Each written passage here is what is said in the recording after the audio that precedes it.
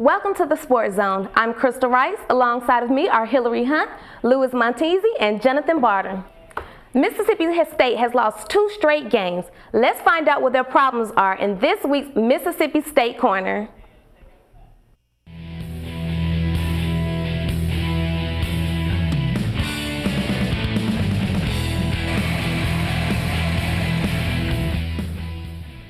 On Thursday night, behind a dominating performance from their defense, LSU handed Mississippi State its 2nd straight loss. LSU quarterback Jarrett Lee played an efficient game while the defense held MSU offense to only 193 total yards. Did the Bulldogs just face the best team in the country? Well, as you said, LSU is ranked 3rd. And we're ranked 25th, so that was a big difference in rankings. So we knew we were going to have to put up a difficult fight against LSU. Everyone knew coming into it that LSU is a great team, but we didn't play well at all. Like you said, they held our offense to 193 yards, and in the past 2 games, we totaled almost 2,000 yards. That is embarrassing on Mississippi State's part. And then they benched our starting quarterback, Chris Relf, because he could only throw 96 yards. And for a college SEC quarterback, that's not that great. And so I thought our performance wasn't that great. I mean, we stayed tight with them, going into the 4th, but the 4th they just took over and took the game.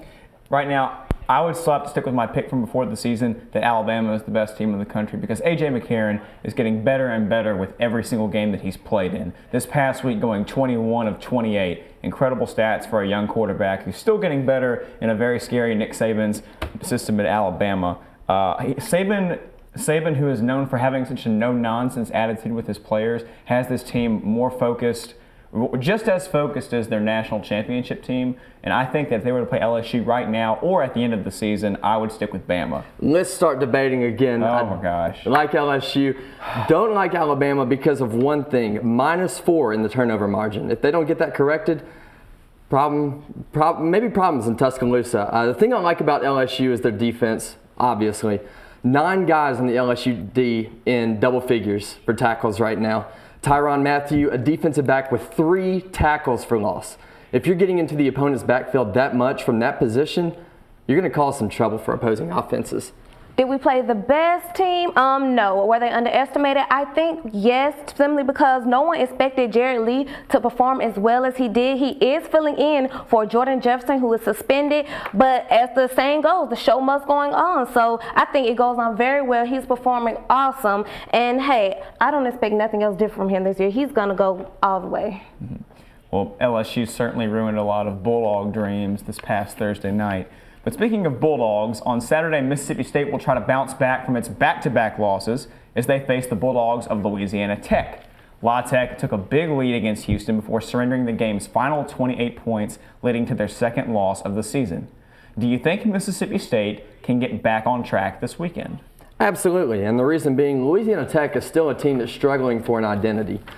You've got Quentin Patton stepping in well at wide receiver, but the loss of Ross Jenkins, their quarterback, Phillip Livis, their star receiver last year, 4.4, 4.5 speed, handled the kick return duties, punt return duties, and was a star receiver. That has really set them back, I feel. Everyone thought Colby Cameron was going to come in, be the incumbent at quarterback, and then you've got freshman and Nick Isham coming in, winning the job from him within the first week of fall practice. So a lot of quarterback uncertainty going into the fall. Now, Isham has done well, but the Louisiana Tech defense is giving up over 400 yards per game. Mississippi State wins big this weekend. I agree with you, Jonathan. No debate here. And I say that because, as I said before, I love Mississippi State's running backs, Ballard, Perkins, Elliott, and the quarterback who we use as our 4th running back, Chris Relf. I think that there's no way that the Bulldogs of Louisiana Tech will be able to stop us this weekend if we keep doing that. The only thing that concerns me, the receiver, Patton, averaging 21 yards per catch, and Mississippi State struggled to stop LSU's passing game last weekend, especially on 3rd down and long. I think it'll be definitely an interesting matchup. It's going to be Bulldog on Bulldog. And I think Mississippi State's really looking for a win coming off 2 SEC losses. So I think this game can only help Mississippi State get their confidence back up there because I know the fans and the players are a little let down due to their performances over the past couple weeks. So hopefully this will be a good victory and a challenge, because we know that Louisiana Tech is not a shabby team. So I think the Bulldogs, Mississippi State Bulldogs, shouldn't underestimate the Louisiana Tech Bulldogs. It'll be an interesting matchup. Well, Louisiana Tech may not be a shabby team, but they haven't found a way to win this year. Blew a fourth quarter lead against Houston, 27 points. Blew a big lead against Southern Miss. I don't think it's going to take that this weekend, though.